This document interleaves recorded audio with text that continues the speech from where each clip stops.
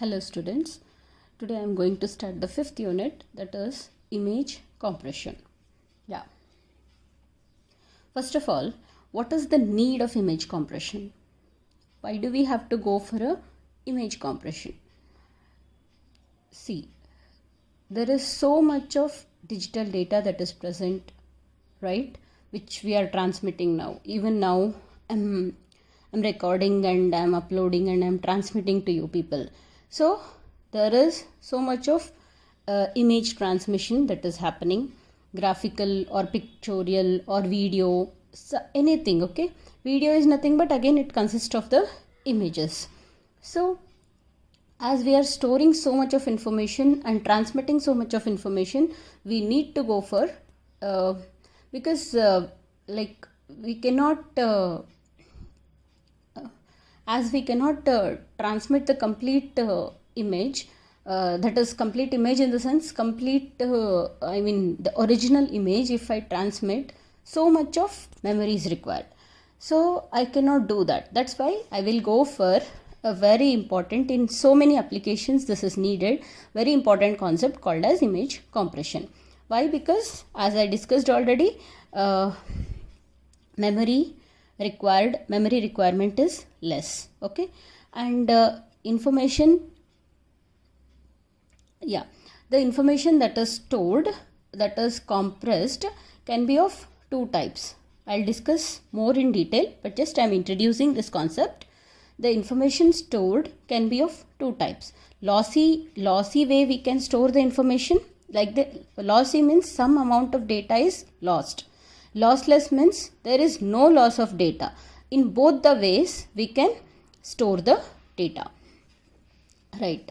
As I have discussed already, in our day-to-day life there is so much of information that is being transmitted, stored, processed, everything, right? So digitally there is so much of enormous amount of information that is stored, processed and transmitted digitally. Okay, that information may be it will be categorized under two categories only. It will be graphical, either it will be graphical or either it will be pictorial. So much of information we are getting, right, in the television broadcasting also. All the pictorial data, graphical data. So information can be of two types, right? It has to be stored, it has to be processed and it has to be transmitted. So for this reason we will go for the compression.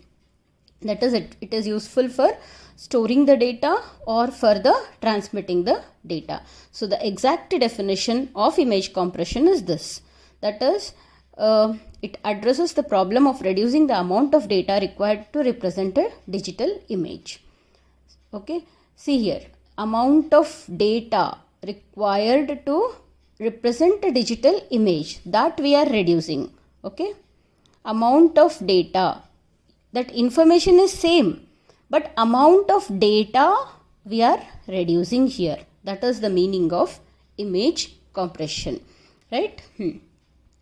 So right, reduction process. How you are doing this reduction process? There is a concept called redundancy. You might have seen in the communication, analog communication, digital communication, this concept.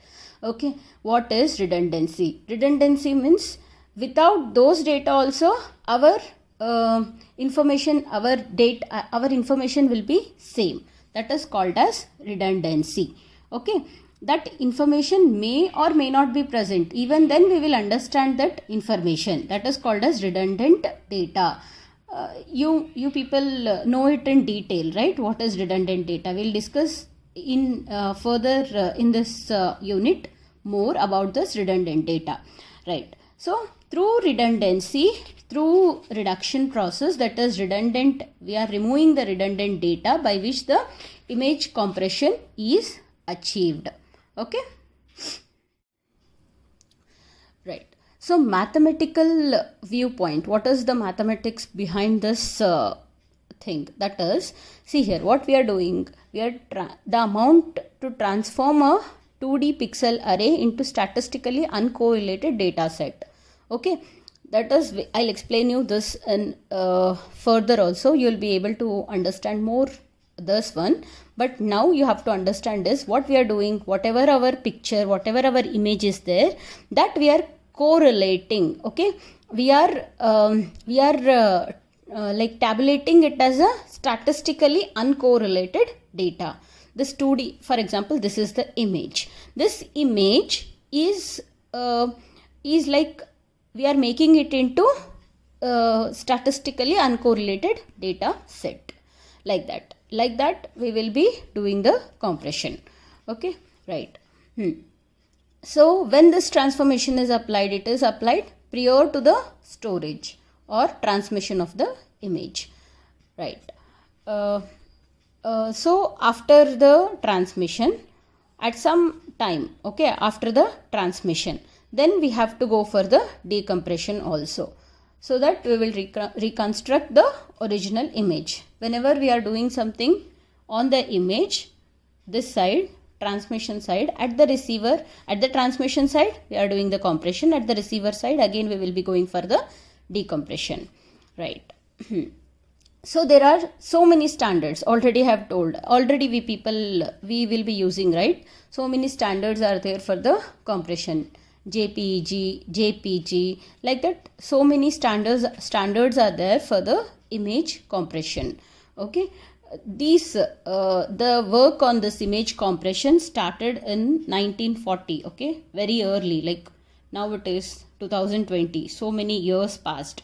The work has started in 1940, and the scientist or the the like mathematician named as Shannon, maybe in communication also you might have heard his name. He only started this image compression theory by using the probabilistic view. You all know what is the probability, right? Probabilistic view, right. We'll go for the applications. There are so many applications. You people also know so many applications already. Okay, just few I am just telling you people. You can write down more applications in your notes or assignment. So televideo conferencing is there. There we will use the digital compression, digital image compression, and remote sensing also will be using the compression. Even medical imaging, document imaging, all those things also will be using. Wherever image you are taking, their image compression will be there. Okay, so mostly we will be using the image compression in all the digital image processing applications. Wherever transmission is needed, wherever storage is needed, we go for digital image compression, right. So like it depends upon number of applications depend upon the efficient manipulation, storage and transmission of three kinds of images. Binary image, it will be different. Grayscale image, it will be different. And color images, it will be different. So number of applications depend upon all these factors. That is manipulation of the data, storage of the data and transmission of all these images. So as discussed before, there are two types of compression techniques. Broadly, compression techniques is classified into two types. That is information preserving. That is also called as lossless compression. There is no information loss. Here lossy. Sometimes lossy compression techniques is also used, because it takes less amount of data. We also go for some applications. Okay, for some applications like broadcasting, TV, video conferencing, when we are you know about this, right? Facsimile transmission, like face recognition, all those things also we will go for lossy compression techniques. Okay, right.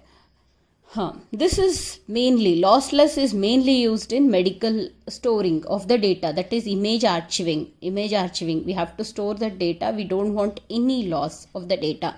That time we will go for the lossless compression technique or information preserving compression technique. Okay, right.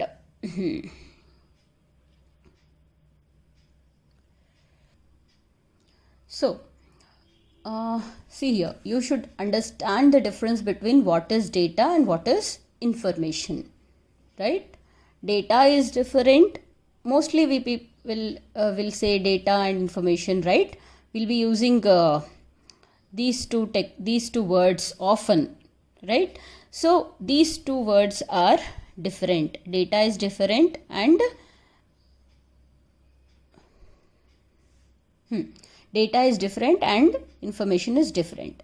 So data is the means by which information is conveyed.